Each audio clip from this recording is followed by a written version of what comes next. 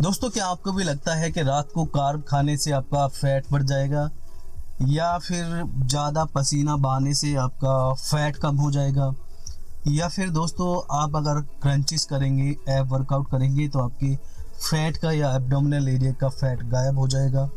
दोस्तों, अगर आप भी इन सब बातों पर विश्वास करते हैं तो ये वीडियो आपके लिए है। दोस्तों, फिटनेस इंडस्ट्री के अंदर बहुत सारे मिथ काम करते हैं जिनको लोग बिना सोचे समझे ही मान लेते हैं, ठीक है। और बहुत सारे मिथ हैं जिनको लोग मान के काम किए जा रहे हैं उन पे, और उनकी वजह से उनको कोई भी रिजल्ट्स नहीं मिल रहे हैं। लोग सालों और महीने मेहनत कर रहे हैं लेकिन फिर भी उनको डिजायर्ड रिजल्ट्स नहीं मिलते हैं। तो दोस्तों, आज मैं आपके लिए लेके आया हूँ ऐसे कुछ मिथ जो आपको पता होने चाहिए कि सिर्फ मिथ है और एक्चुअल में वो ऐसे काम नहीं करते हैं। तो दोस्तों, सबसे पहला मिथ यही है कि रात को कार्ब खाने की वजह से आपका फैट बढ़ जाता है। दोस्तों, आपका फैट कैसे बढ़ता है वो आपको समझने की ज़रूरत है। आपको पहले जाके गूगल पे जाइए, आप अपना BMR चेक कीजिए, ठीक है। BMR क्या होता है, आपका जो है डेली कैलोरी रिक्वायरमेंट कितनी होती है वो आपको वहाँ से मिल जाएगी। वहाँ आप जाके एज और अपना हाइट वेट जो डालेंगे तो उसके आधार पे आपको जो है वहाँ पे आपका BMR निकल के आएगा कि आपको कितनी कैलोरीज की रिक्वायरमेंट है। और फिर वो डिपेंड करता है आप वर्कआउट करते हैं नहीं करते हैं, वो एक अलग बात होगी। मान लीजिए मैं अंदाजे के तौर पे आपको कह रहा हूँ कि आपकी जो कैलोरीज की रिक्वायरमेंट है वो 2000 है, लेकिन अगर आप दिन में 2000 कैलोरीज ही खा रहे हैं या 1800 कैलोरी खा रहे हैं या 1900 कैलोरीज खा रहे हैं तो इससे कोई फर्क नहीं पड़ता है कि आप रात में कैलोरीज खा के सो रहे हैं या फिर सुबह में खा रहे हैं। तो दोस्तों, यहाँ टाइम ज़्यादा मैटर नहीं करता है। जो मैटर करता है वो ये है कि आप टोटल दिन के अंदर कैलोरीज कितनी खाते हैं, ओवरऑल दिन की आपकी कैलोरीज कितनी है। दोस्तों, हमारी बॉडी पे जो फैट है ये क्या है, ये है हमारी स्टोर्ड एनर्जी, यानी कि जो कैलोरीज एक्स्ट्रा हमने खाई है लेकिन हमने उनको कभी भी यूज नहीं किया। तो ये हमारी जो एनर्जी है वो है स्टोर्ड एनर्जी। तो जब आप एक्स्ट्रा कैलोरीज खाएंगे तो ही आपकी बॉडी के अंदर फैट जमा होगी। अगर आप कैलोरी डेफिसिट में है या अपनी मेंटेनेंस कैलोरीज ले रहे हैं तो कभी भी आपका फैट नहीं बढ़ेगा।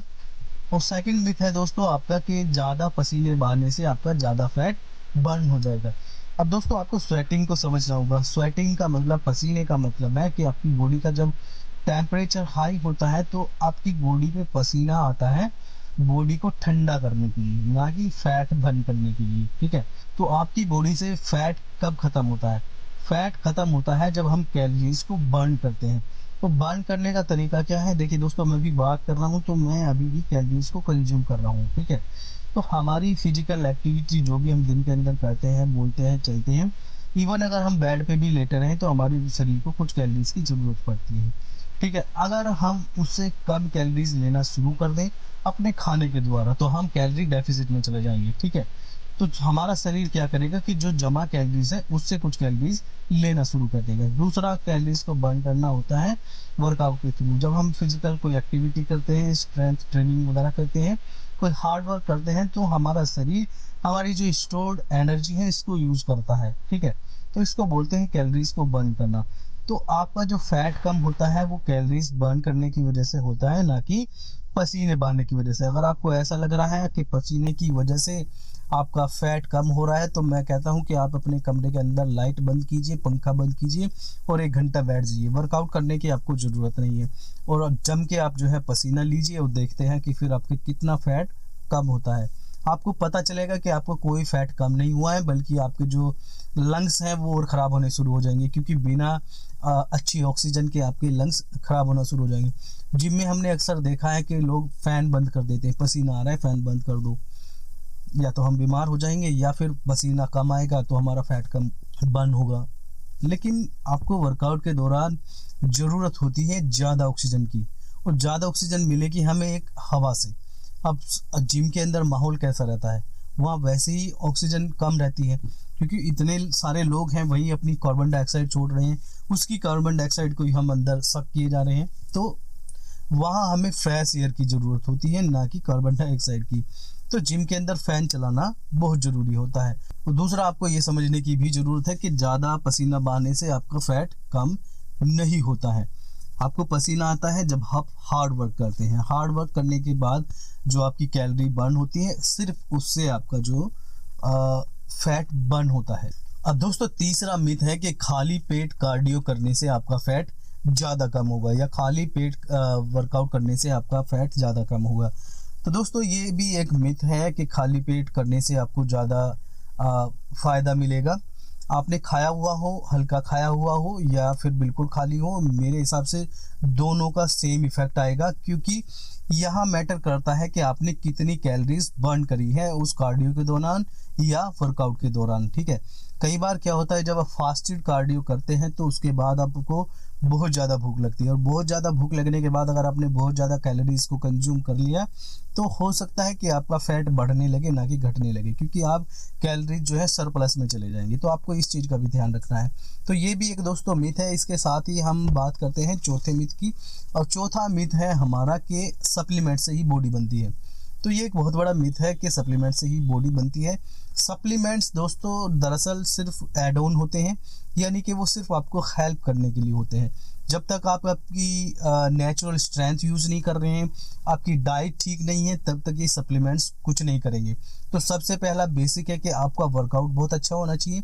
दूसरा, आपकी डाइट अच्छी होनी चाहिए। अगर आपकी डाइट अच्छी नहीं है तो कोई भी सप्लीमेंट आपको सपोर्ट नहीं कर सकता है। ये सप्लीमेंट्स किस लिए होते हैं? जो चीज़ें हम डाइट से कंज्यूम नहीं कर पा रहे हैं उनको सप्लीमेंट फॉर्म में अवेलेबल करा दिया है कि भाई आप नहीं खा पा रहे हैं, तो यहाँ से वो जो रिक्वायरमेंट है वो आप पूरी कर सकते हैं। इनका रोल है सिर्फ एड ऑन का और हेल्प का। लेकिन अगर आप पूरा डाइट से सही न्यूट्रिशन ले पा रहे हैं तो कोई ज़रूरत सप्लीमेंट की यहाँ नहीं रह जाती। बहुत सारे लोग सोचते हैं प्रोटीन डब्बा लेना ही पड़ेगा, और वहीं कुछ लोग सोचते हैं क्रेटीन लेना ही पड़ेगा। ठीक है दोस्तों, अगर आप मीट वगैरह ज़्यादा खाते हैं तो मीट के अंदर भी क्रेटीन वगैरह होता है। ठीक है, आपको देखना पड़ेगा कि वो जो चीज़ आपको ज़रूरत है अगर आप वो फूड के द्वारा ले रहे हैं या ले पा रहे हैं तो सप्लीमेंट्स की यहाँ बहुत ज़्यादा ज़रूरत नहीं है। और इसके साथ ही आपको ये समझने की ज़रूरत है कि जो लोग अपनी बॉडी से पैसा कमा रहे हैं वो पैसा खर्च करें सप्लीमेंट्स के ऊपर तो समझ में आता है। अगर आपको अपनी बॉडी से कोई पैसा नहीं कमाना है, आप कोई कंपटीशन नहीं करते, फिटनेस मॉडल नहीं है, तो आपको सप्लीमेंट्स के ऊपर पैसा खर्च करने की ज़रूरत नहीं है। और सप्लीमेंट्स भी काम तब करते हैं जब आपकी डाइट ठीक हो, आपका वर्कआउट ठीक हो और आपकी नींद ठीक हो। तीन चीज़ें अगर परफेक्ट रहेंगी तो फिर 10-20% ये आपको हेल्प करेंगी। 10-20%। आप ये ना सोचें कि ये आपको 100% रिजल्ट्स देंगे, ये सिर्फ हेल्प के लिए होते हैं। तीसरा दोस्तों मिथ है कि वुमेन्स जो हमारी महिलाएं होती हैं उनको जिम के अंदर सिर्फ कार्डियो करना चाहिए, उनको वेट ट्रेनिंग नहीं करनी चाहिए, वेट नहीं उठाना चाहिए। ये सबसे बड़ा मिथ है दोस्तों। मसल बनाने के लिए उनको लगता है कि हमारी बॉडी मस्कुलर हो जाएगी, हम जो है आदमी जैसे दिखने लग जाएंगे। तो पहली तो बात यह है कि बहन जी जो महिलाएं ये सोच रही हैं उनके लिए मैं बोल दूं कि पहले तो ये देखिए कि जिम में इतने लौंडे जो मेहनत कर रहे हैं क्या उनकी बॉडी ढंग से बन पा रही है। ठीक है, अरे इतना ही आसान होता मसल बनाना तो फिर सब बना लेते। महीनों सालों लोग जिम में जो है अपनी करवा रहे हैं एक्सरसाइज, तो उनकी नहीं बन पा रहे हैं। पहले आपको समझिए कि मसल डेवलप करने के लिए और मसल बनाने के लिए क्या ज़रूरी है। मसल बनाने के लिए, ग्रो करने के लिए चाहिए सबसे ज़्यादा आपको टेस्टोस्टेरोन, और टेस्टोस्टेरोन मेल के अंदर होता ज़्यादा और फीमेल के अंदर तो नेचुरली वो कम बनता है। तो उनके मसल बनना तो मेरे हिसाब से कम है, कम चांस है। उनके चांस तो तब है कि उनकी बॉडी में या तो बाहर से हम टेस्टोस्टेरोन डालें या उनकी बॉडी किसी तरीके से ज़्यादा बनाने लगे तो मसल बनेंगे। फिर दूसरा देखा जाए तो मेंस जो होते हैं, हम लोग होते हैं, हमारी बॉडी में मसल्स ज़्यादा होती हैं और फैट का पोर्शन कम होता है। महिलाओं में क्या होता है कि फैट का पोर्शन काफ़ी ज़्यादा होता है, तो उनकी स्किन के ऊपर फैट ज़्यादा होती है और वहीं उनकी जो मसल है वो थोड़ी सी वीक होती है। आदमी की मसल थोड़ी सी मजबूत होती हैं, वो इस वजह से होती हैं क्योंकि टेस्टोस्टेरोन हमारा जो मेल हार्मोन है वो हमें हेल्प करता है इस सब चीज़ के अंदर। ठीक है, तो महिलाओं की जो स्ट्रेंथ कम होती है आदमियों के मुकाबले, इसका कारण है दोस्तों क्योंकि आदमी की जो मसल है वो थोड़ी मैच्योर रहती है टेस्टोस्टेरोन की वजह से, जिस वजह से वो ज़्यादा लोड उठा पाते हैं, ज़्यादा काम कर पाते हैं और ज़्यादा उनके अंदर स्ट्रेंथ रहती है। वहीं अगर फीमेल थोड़ा सा वर्कआउट ज़्यादा करेंगी तो उनकी मसल्स भी जो है स्ट्रॉन्ग हो जाएगी, जिसकी वजह से उनका स्टैमिना बोल लीजिए, आप उनकी ताकत बोल लीजिए, वो थोड़ा इंक्रीज हो जाएगा। ना कि वो मर्दाना लुक उनके अंदर आ जाएगी, बल्कि इसके बजाय वो फीमेल, वो लड़कियां बड़ी स्किनी और टोन और एकदम फिट नजर आएंगी। ठीक है, तो उससे उनको बहुत ज़्यादा फायदा ही मिलेगा, ना कि कोई नुकसान होगा। अब बात करते हैं छठे मिथ की। छठा मिथ है दोस्तों कि ज़्यादा प्रोटीन खाने से आपकी किडनी खराब हो जाएगी। दोस्तों किडनी आपकी तब खराब होगी जब आपकी ऑलरेडी किडनी में प्रॉब्लम है। अगर आपकी किडनी ऑलरेडी एकदम ठीक है, 100% ठीक है, तो आप प्रोटीन खा सकते हैं, कोई बात नहीं है, कोई दिक्कत नहीं है, उससे आपको कोई ज़्यादा नुकसान नहीं हो रहा। ठीक है, अगर आपकी किडनी में पहले प्रॉब्लम है तो ज़्यादा प्रोटीन इंटेक आपकी किडनी पर ओवरलोड डाल सकता है। लेकिन अगर आप 100% ठीक है तो आपको डरने की जरूरत नहीं है, अपनी रिक्वायरमेंट के हिसाब से प्रोटीन इंटेक करते रहिए। इसके साथ ही दोस्तों सातवां मिथ भी हम यहाँ डिस्कस कर लेते हैं, एक ही वीडियो के अंदर 7 ही करेंगे, फिर उसके बाद वीडियो बंद करेंगे।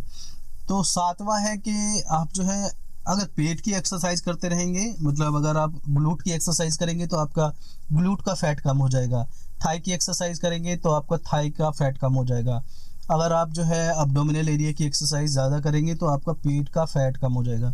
दोस्तों ये बिल्कुल इम्पॉसिबल बात है कि आपके किसी एक स्पोर्ट का फैट कम हो जाए। कोई सोचे कि भाई मेरे फैट, चेहरे का फैट कम हो जाए, इम्पॉसिबल है। आपकी बॉडी से पूरी बॉडी से एक साथ फैट कम होता है। ठीक है, ये दोस्तों बिल्कुल इम्पॉसिबल है कि किसी एक स्पोर्ट से आप जो है शरीर के किसी भी एक हिस्से से फैट को घटा सकते हैं।